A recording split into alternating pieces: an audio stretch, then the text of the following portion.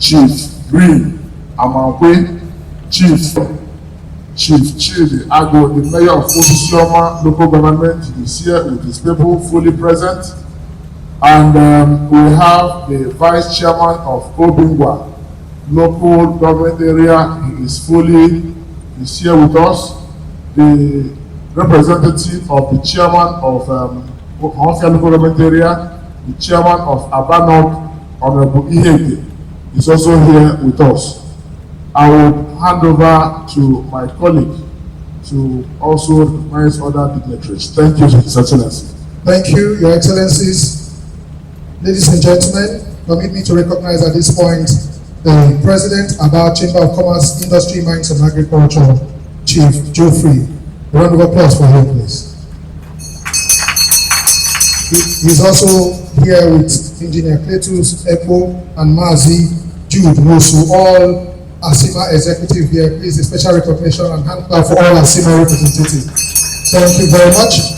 Your Excellencies, we also have in our midst this afternoon guest speakers for today. Just 3 of them are present to make very quick presentation on this event. They have been here for a very long time waiting, and we're not going to waste much time to do that, but permit me at this juncture to welcome, to recognize Dr. Uche Morozi, please.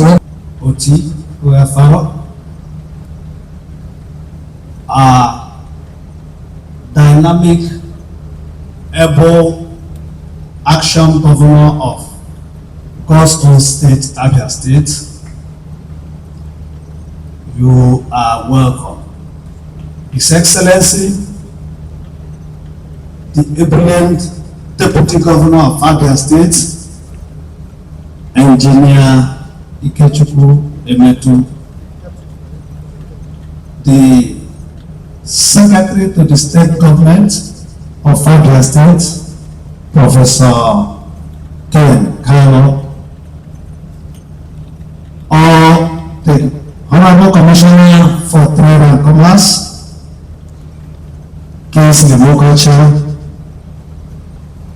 using the Special Advisor on Investment and Promotion to reach all other government officials that are here present, and guest speakers,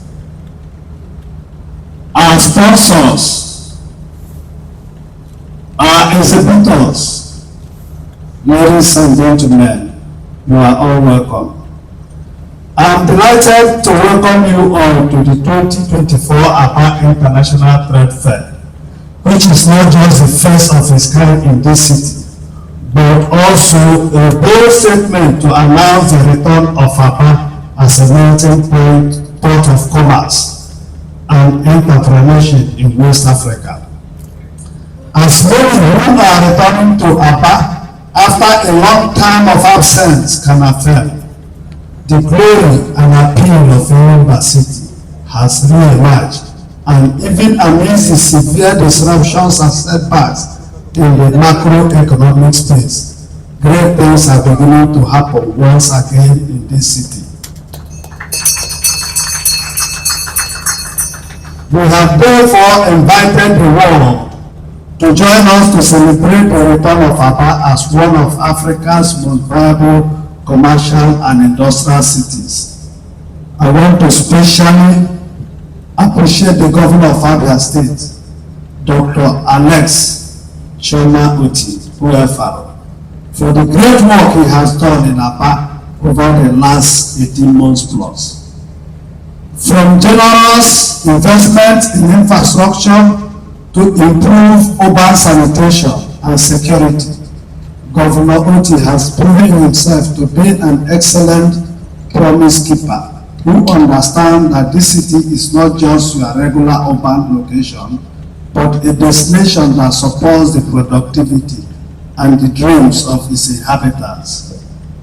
Let me also thank the residents and businesses that kept faith with this great city, refusing to vote with their feet even as family members, business associates, and neighbors left in genuine act of self-preservation. I thank you for holding firm and believing that however long the night, the sun will eventually shine.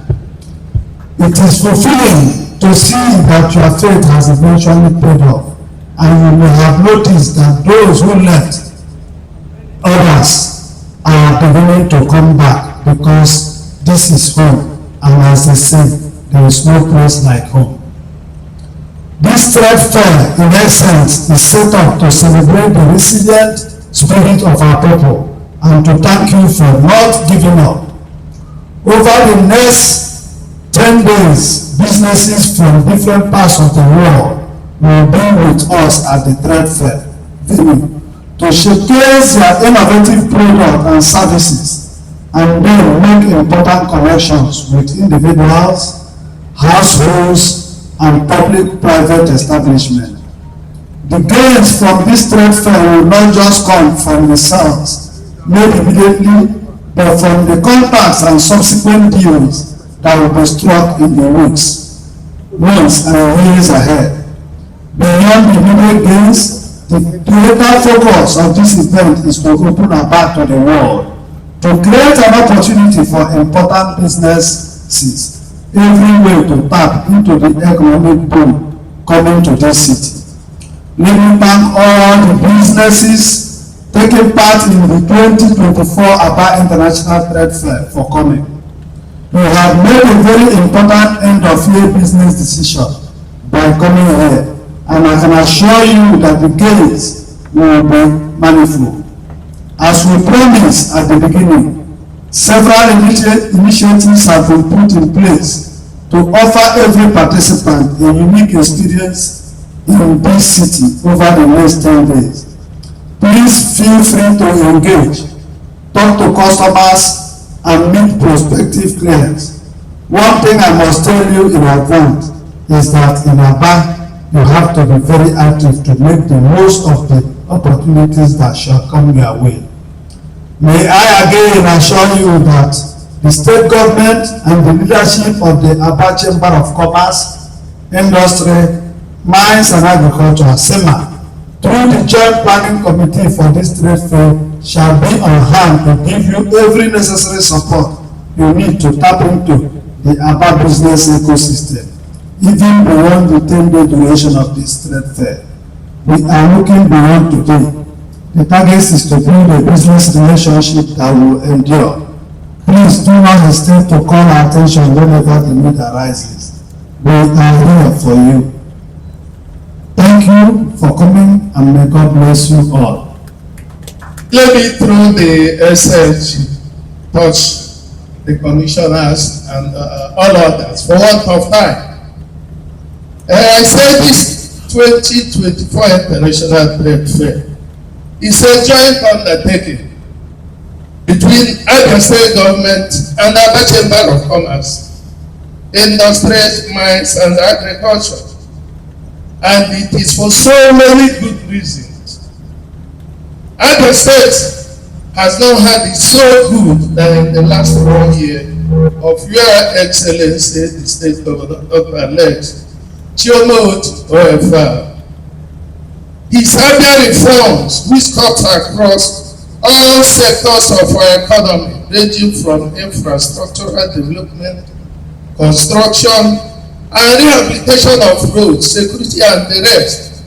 Ease of doing business, power, development of industrial parks, remodeling of major markets, educational and health care, and a host of others, confirms that Abia State and indeed Aba is an investment destination to be further showcased by this joint international trade fair.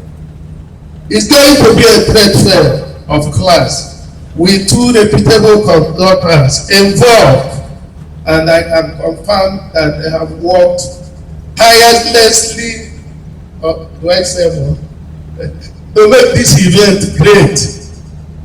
Considering the energy, sir, so far good in the planning, and the governor's detailed attention to the work plans of the joint committee, the result is what we are seeing. We have never had it so good, and it's never been this detailed. With this kind words, sir, I welcome you to this 2024 Joint International Trade Fair. If there are other things, we will say that on another day. You are welcome, sir. Your Excellencies, the Executive Governor of Abia State and the Deputy Governor, the SSG, Commissioners and high-profile government functionaries here today. I know we have taken so much time today, sir, but these young kids have been here since morning expecting to see you, sir. And they are from a school in Osisioma Royal College. Just for 2 minutes, they want to do a welcome song. Just 2 minutes. Let's have the Royal College Osisioma quickly. Today is a Saturday. You are supposed to be doing your assignment, but we are happy that you are here because the future of Abia belongs to you. Thank you very much. Just make it brief. Just 2 minutes. Sound. Time that 2 minutes for me, please. But we have a lot to do in such a short time. Thank you. Please come this way. Come close to the stage a bit. Yes. Yes. Thank you. Let's make it fast.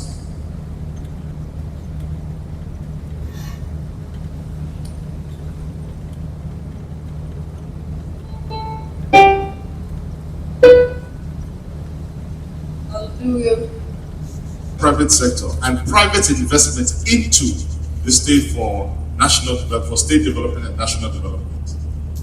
Abia State in and of itself has the capacity to become the greatest and the richest state, the most industrial state, the most vibrant state in the country because of the kind of government that we have right now. And I say this with deep knowledge of the Abia State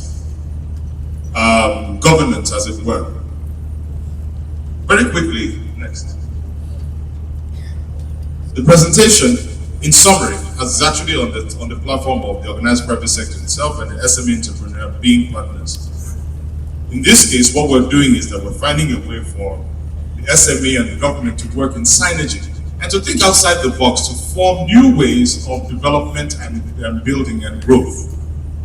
It has happened for many years that what we have done is to think that the government can do everything. And the mistake we have always made is to allow government to be the only prime mover of governance, infrastructure building, and development all the time.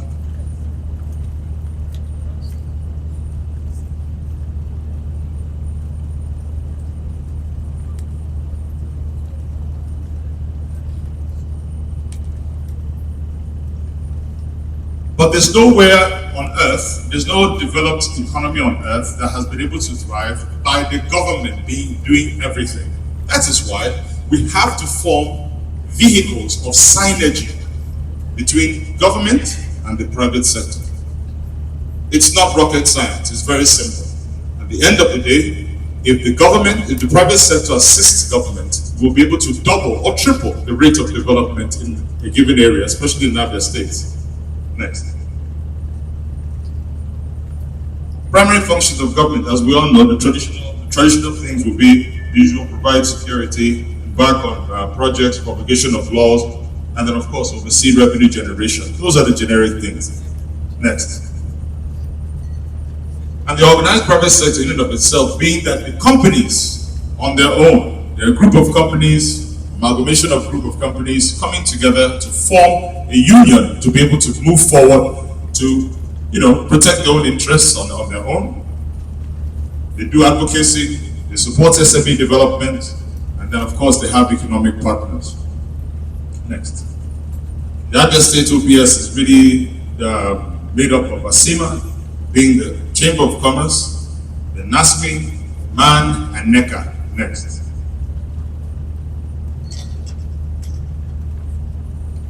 As we all know, and as has been said so many times, that Abia State is supposed to be the Japan of Africa. You can't be the Japan unless you're able to now develop that potential that you have in you. And that is exactly what the private sector is going to bring to the table to help government and governance in developing that particular notoriety itself. Next. As you can see, I'm trying to rush through this so that we can now get to the meat of the discussion. The description of the kind of SMEs that we have in our state will be the generic manufacturing, agriculture, trade and commerce, creative arts, food, hospitality, construction, technology, innovation, and transportation. Next, please. The traditional contribution of SMEs and OPS and Abia State will be on paying their taxes, working with the local government and levies, corporate social responsibility, donations, advocacy, and generic donations. Now, this is where I've been trying to get to this particular aspect here, because this answers the question, how can the organized private sector and the SME entrepreneur, how can they help in the development of Abia State? And it's very simple.